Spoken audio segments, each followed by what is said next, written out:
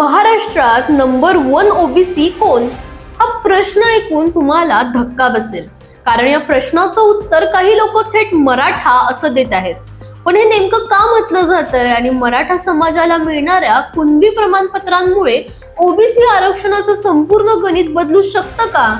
गेल्या काही वर्षात महाराष्ट्रात कुणबी प्रमाणपत्रांचा मुद्दा प्रचंड चर्चेत आहे. विशेषतः 2023 नंतर या प्रमाणपत्रांच्या वितरणात झालेली वाढ लक्ष वेधून घेणारी आहे. उपलब्ध आकडेवारीनुसार 1986 ते 2023 या कालावधीत मराठवाड्यातील 8 जिल्ह्यांमध्ये केवळ 2063 कुणबी प्रमाणपत्रे वितरित झाली होती. पण 2023 नंतर न्यायमूर्ती संदीप शिंदे समितीच्या प्रक्रियेनंतर ही संख्या थेट 2,07,583 पर्यंत पोहोचल्याचा दावा केला जातोय. म्हणजेच काही वर्षातच जवळपास 100 पट वाढ. आणि हीच वाढ आता ओबीसी संघटनांच्या चिंतेचं कारण ठरते, कारण कुणबी हा ओबीसी प्रवर्गात येतो. त्यामुळे वैध पुरावे, प्रमाणपत्र आणि जाती वैधता प्रक्रिया पूर्ण झाल्यानंतर संबंधित व्यक्तीला ओबीसी आरक्षणाचा लाभ मिळू शकतो.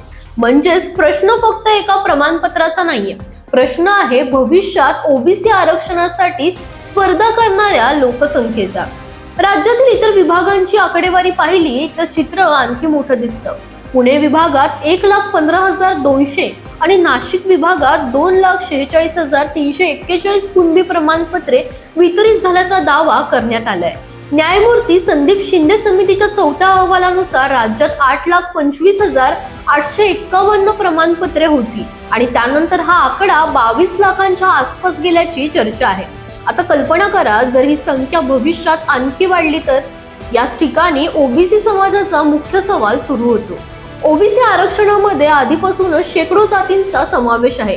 शिक्षण, सरकारी नोकरी आणि स्थानिक स्वराज्य संस्थांमध्ये या समाज घटकांसाठी आरक्षित जागा ठेवल्या जातात. अशा वेळी मोठ्या संख्येने नव्याने पात्र उमेदवार या प्रवर्गात आले तर आरक्षणाचा टक्का तोच राहिला तरी त्या जागांसाठीची स्पर्धा नक्कीच वाढू शकते. म्हणूनच ओबीसी संघटनांकडून प्रश्न विचारला जातोय, ज्यांनी अनेक दशकांपासून ओबीसी आरक्षणाचा लाभ घेतला त्यांच्या वाट्याला संधी भविष्यात कमी होणार का?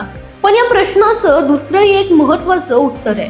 कुणबी प्रमाणपत्र मिळणं आणि ओबीसी आरक्षणाचा अंतिम लाभ मिळणं या दोन्ही वेगळ्या गोष्टी आहेत. प्रमाणपत्रानंतर जात वैधतेची प्रक्रिया पूर्ण करावी लागते. त्यामुळे फक्त प्रमाणपत्रांची संख्या पाहून तेवढ्याच संख्येने लोक ओबीसी आरक्षणाचे लाभार्थी झाले असा निष्कर्ष काढता येत नाही. मग वाद नेमका कुठे आहे? वाद आहे तो प्रमाणपत्र देण्याच्या प्रक्रियेवर. 2 सप्टेंबर 2025 रोजीच्या शासन परिपत्रकानंतर काही पुराव्यांच्या अटी शिथिल झाल्याचा आरोप करण्यात येतो. रहिवास, शेतीशी संबंधित पुरावे आणि संबंधित भागातील नातेवाईकांच्या नोंदी यांसारख्या कागदपत्रांचा विचार केला जात असल्याचं सांगितलं जातंय. त्यामुळे प्रक्रिया अधिक सुलभ झाली का आणि त्याचा गैरवापर होऊ शकतो का हा प्रश्न उपस्थित केला जातो. याच वेळी मराठा आरक्षणाचा स्वतंत्र मुद्दाही समोर येतो.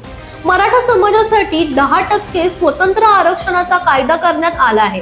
दुसरीकडे वैध कुणबी प्रमाणपत्र मिळाल्यास ओबीसी आरक्षणाचाही मार्ग उपलब्ध होतो. त्यामुळे विरोधकांचा सवाल आहे, एका समाजासाठी आरक्षणाचे 2 वेगवेगळे मार्ग तयार होत आहेत का? मात्र याचा अंतिम निर्णय राजकीय आरोपांमधून होणार नाही. कुणबी प्रमाणपत्र कोणाला मिळणार, कोणते पुरावे ग्राह्य धरले जाणार, जात वैधता कशी होणार आणि आरक्षणाचा लाभ नेमका कोणाला मिळणार, या सगळ्यावर कायदेशीर प्रक्रिया निर्णायक ठरणार आहे. आणखीन एक मुद्दा अत्यंत महत्वाचा आहे, स्थानिक राजकारण. महापालिका, नगरपालिका, नगरपंचायत, जिल्हा परिषद, पंचायत समिती आणि ग्रामपंचायतींमध्ये मागासवर्गीय आरक्षित जागा असतात. जर कुणबी प्रमाणपत्र धारकांची संख्या मोठ्या प्रमाणावर वाढली तर या जागांसाठीची राजकीय स्पर्धाही बदलू शकते.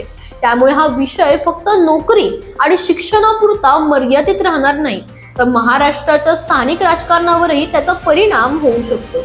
आणि म्हणूनच असा सर्वात मोठा प्रश्न आहे, कुणबी प्रमाणपत्रांची वाढ ही ऐतिहासिक हक्कांची योग्य अंमलबजावणी आहे की ओबीसी आरक्षणाच्या वाट्यात नव्या स्पर्धेची सुरुवात? याचं उत्तर देण्यासाठी भावनिक भाषणांपेक्षा अधिकृत आकडेवारी महत्वाची आहे. किती प्रमाणपत्र दिली, किती जात वैधता टिकली, किती लोकांनी प्रत्यक्ष ओबीसी आरक्षणाचा लाभ घेतला आणि या प्रक्रियेमुळे आधीपासून ओबीसी प्रवर्गात असलेल्या समाजांना किती संधी मिळाल्या किंवा कमी झाल्या, हे आकडे समोर आले तरच या संपूर्ण वादाचं खरं चित्र स्पष्ट होईल. कारण आरक्षणाचा हा संघर्ष फक्त दोन समाजांमधला संघर्ष नाही, हा महाराष्ट्रातील पुढच्या पिढीच्या शिक्षणाचा, नोकरीचा आणि राजकीय प्रतिनिधित्वाचा प्रश्न आहे.